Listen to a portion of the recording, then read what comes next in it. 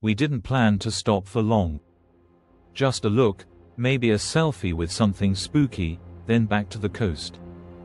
But when the van broke down just outside an old farmhouse, crooked roof, ivy-like veins up the stone walls, it felt like the place had been waiting. We entered the house like tourists, laughing too loudly, stomping too much. The air inside was still and wet, like it had been soaking in something unspoken for centuries. The furniture was covered in moldy sheets.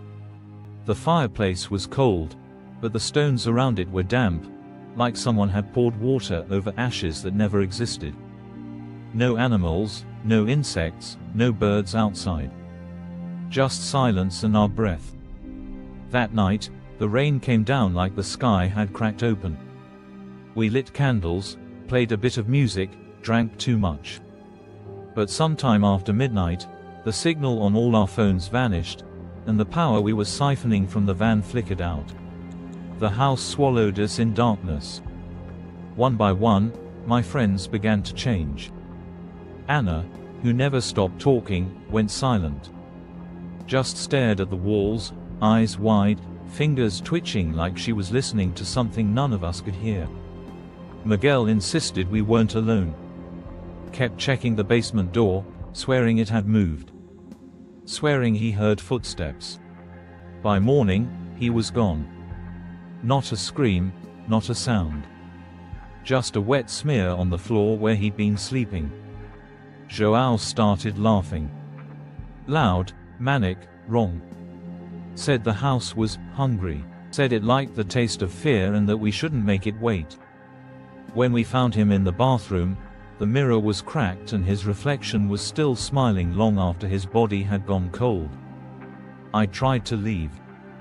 Took Anna by the hand, pulled her outside, but the van's wheels were sunk deep into the mud, deeper than they should be.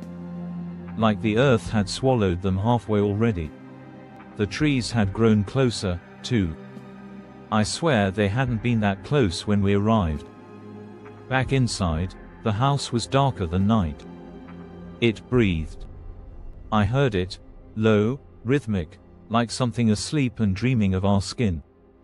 I dreamt again, even while I was awake.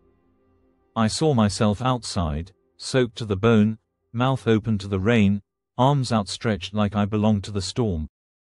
The sky above me was velvet black, pierced with a red moon, and the farmhouse glowed behind me like a lover watching from the window. When I awoke, if you can call it that, I was in the attic. Naked.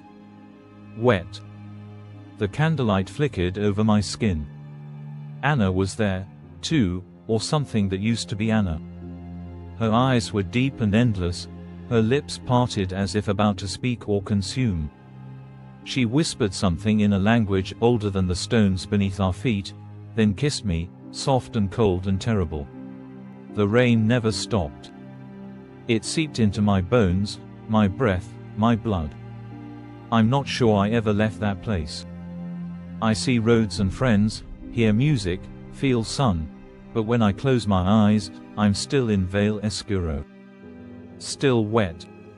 Still waiting.